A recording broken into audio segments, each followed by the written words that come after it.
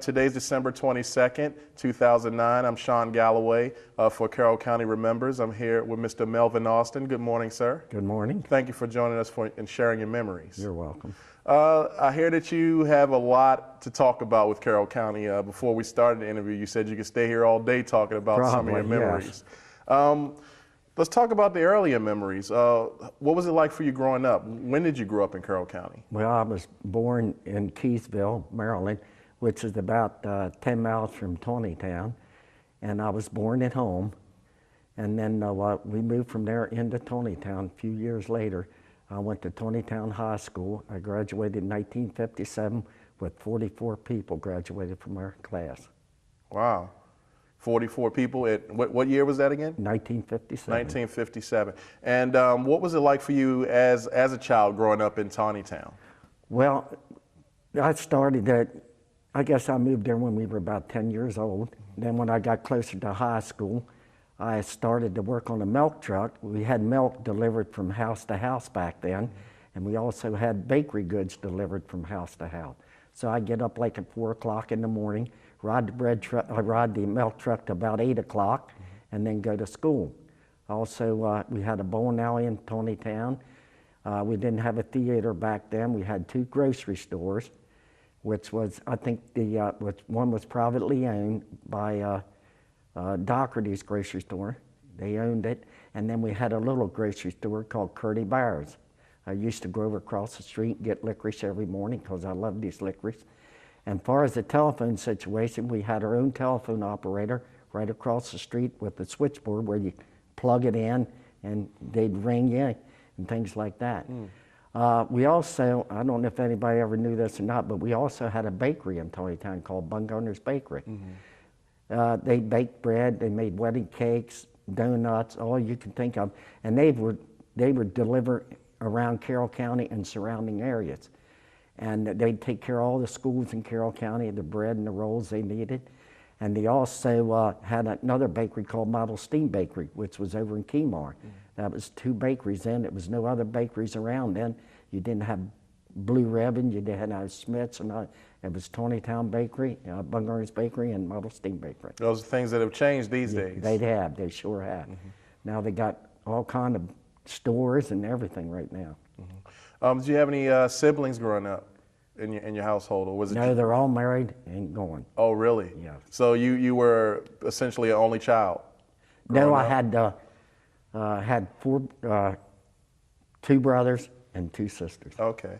And any friends? What kind of things that you guys like to do when you weren't working or in school? Well, we'd go out, and we had a roller skating rink in Taneytown. And we'd go down there and we'd go roller skating, and then we'd play roller skates after they closed hockey. We'd play hockey on the rinks there. And then after we'd leave there, a bunch of us would jump in a car and we'd go down the road to Frizzleburg. There was a dairy bar called Will Farms Dairy, and they had homemade ice cream, milkshakes, hamburgers, and you could park in your car out front, and the girls would come out and wait on you and bring your stuff outside to eat, or you could go inside. They had a little bar there you could sit down. That was a famous place, and also Balker's Restaurant in Westminster back then. We'd all meet down there after roller skating, get something to eat, and just sit around and What was talk. so good about Balker's? Well, Balker's, they would stay open at least till 11 o'clock at night, and the roller rink would close about 10, so we had enough time to get down there. And everybody would meet there. Doesn't matter where you were from, you'd sit around there, and they made homemade milkshakes, hamburgers, french fries, and all that good stuff. Okay. Let's fast forward a little bit. Okay. After high school, what did you do? Okay, I graduated in 1957, and I worked in Bungarner's Bakery part-time. And then there was a man up there who wanted somebody to go with him to deliver bread. So I worked on a bread truck around Westminster, delivering to the schools, the stores, until 1968. And then I joined the Westminster Police Department in 1969. Oh, wow. What made you take that kind of career path? Well, I'd seen it was no future in the bread delivery because people were starting to go, the stores were opening up in. You had a lot more other bread that was cheaper. Back then, I think a loaf of bread was like 23 cents. Now you pay $2 and $3 a loaf. Right. But then it started fading out, and I thought, well, I better make a career change. So I joined the Westminster Police Department. I was there for 30 years and never used a sick day. What did your parents think about you going from working in bread to? Well, my mother wasn't too enthused then. My father passed away before that. And she wasn't too enthused about it. So when they came out with the bulletproof vest, she says, I'm buying you one of them. So she bought me one, and I wore it, and then things started, back then the department only had, I think it was 15 or 18 of us then. And before I came there, they had no radio communication. So they had a yellow light hanging in the middle of Main Street across from the fire hall. And back then, before I came, the officers were working then, they'd have to ride up and down the street, and if that light was blinking, they had to go in the fire hall and get the call that they were supposed to go to. And that's how they got the radio calls. They didn't have radios in the car. Wow. People would call the fire hall and say, hey, I got a complaint here, and then they'd go answer. So when I joined in '69, they had radios, and the police cars we drive, and they didn't have radios in the cars, and they didn't have air conditioning then. Really? So they bought them as cheap as they could. They were the Fords, I think, back then, and then they went to the Chevrolets, and then after we got more advanced, then they put, got a new police department and things like that. But I've seen a lot of advanced. Was no shopping centers here, was no McDonald's here when I came. Back where Roy Rogers was, the first restaurant where it was Geno's and McDonald's. And then they had the donut shop come in, and the shopping centers that are there now, like 140 Village, Crossroads Shopping Center, that was all nursery. They had trees there. When I came, there was only one shopping center. I think that was the Westminster Shopping Center, and they were getting ready to build the Carroll Plaza. So I want to go back a little bit, back to the bulletproof vest story. Okay. That was when you joined, they had just come out with them? It was about a year or two later, I think. Oh, okay. So when your mother bought one, were you the only one wearing one on the force at the time? No, everybody bought their own because the city didn't have that kind of money to buy them in. But if you wanted one, you bought it. And how much were they running back then? Gosh, I don't know. They weren't. They were a little expensive. I don't think they're quite that expensive now. Okay. All right. And they weren't as good as they are now either. So you mentioned you worked for a very long time, never used a sick day. What do you attribute that to? Well, I think maybe the exercise on the bread truck, because I'd run in from in and out the house, and then other things. I'd try to eat right at them, but I exercised a lot. And I went through probably 11 years of 11 years of school, never used a sick day. Oh wow! So I imagine as a police officer see some pretty amazing things. Give me one or two of your experiences. Yeah, one of your experiences. Well, I came into late work one night. It was about I don't know. It's probably around. Usually get there I got there about 4:30, and the chief then he was in Union Bridge going home, and the bank was robbed there. So he called us and he gave us details of what kind of car they were. So we were right on top of it. So I sat down there by Balker's Restaurant, and they were coming down from Union Bridge.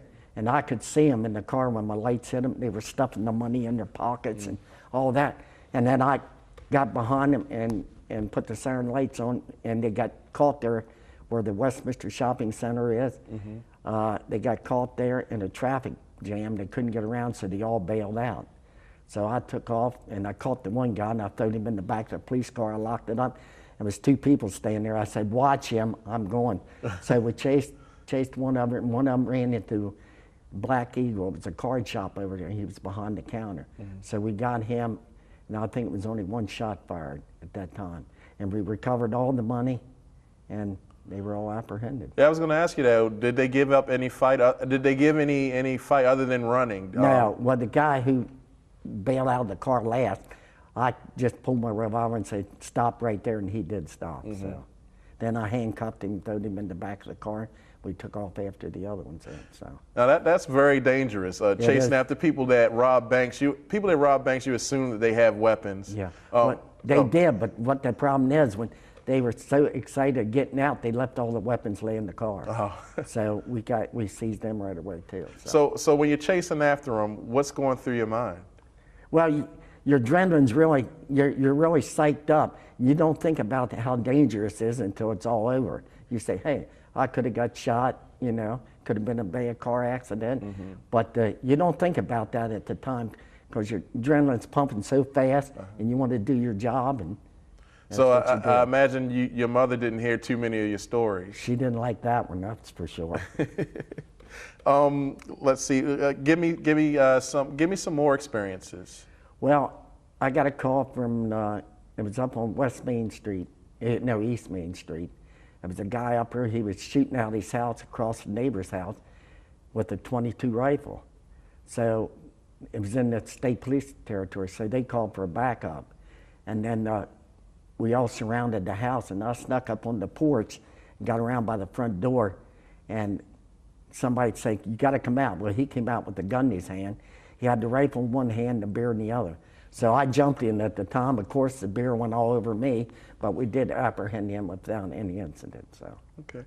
Now you mentioned when you joined the Westminster Police, there were only 15 of you, 15 officers? 15 to 18, I think it was. Did you guys partner up, or were you pretty much Yeah, on we your had own? 3 to a shift.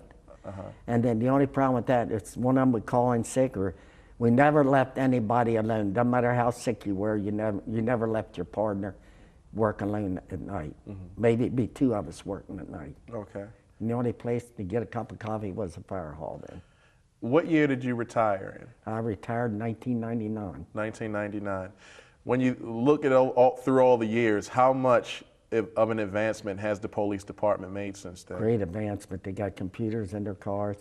We had 24-hour dispatches when I was there, but they're a lot more advanced right now.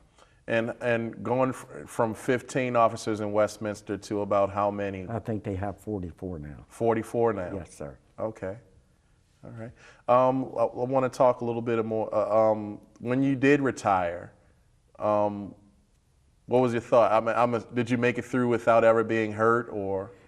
Yeah, the only time I was hurt, we picked up, this is a funny story, picked up a stray cat, and we put him in the car.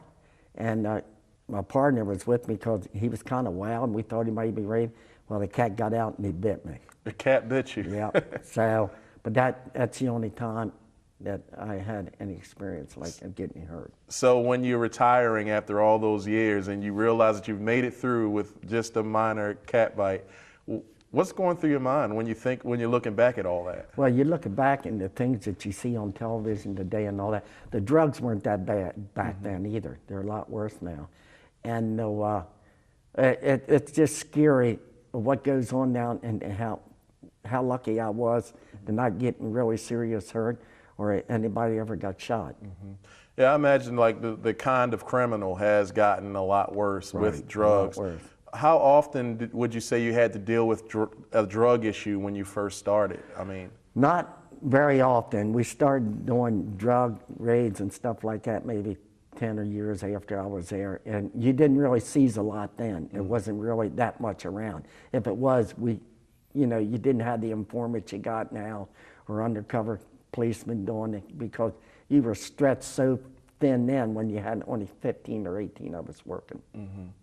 You know, you've been retired for 10 years now. Yes. What do you do with your days? I mean, well, I got 3 buildings I clean. I got a cleaning service and I have a lawnmower service. I got 25 yards I do. Me and another retired guy, and him and I do that. Now we're getting bored now. We've only been off for a month or 2, but we're getting cabin fever right now. We're ready to get back to work. Okay. Do you ever go back to the Westminster Police? Oh yeah, I attend some of their functions. Some of the guys that retired that work with me, I go to their retirements and I talk to the chief and a couple of his partners and all that. Was there one guy that you stuck with the whole time you were there? Yeah, the chief, Sam Lepo, him and I, we went through the ranks together. He got promoted to sergeant, and I got promoted to corporal, and he got promoted to chief, and I got promoted to a captain then, and then I got promoted to major. I retired as a major. Okay. And he's still a good friend of yours? Well, sorry to hear my partner got killed a couple of years ago. Oh, sorry about that. Okay, Yeah. so Worked in the department all that time and get killed in a traffic accident. sorry to hear that. Very good guy. Yeah. So what do you guys ever get together? Everybody that's retired and Yeah, just- now and then we'll get together. We end up seeing each other at retirement parties or something like that. Okay. All right. Now, when you think about going away from being a police officer, when you think about Carroll County, you've been here all your life. What do you see? What's changed the most for you? Probably the traffic.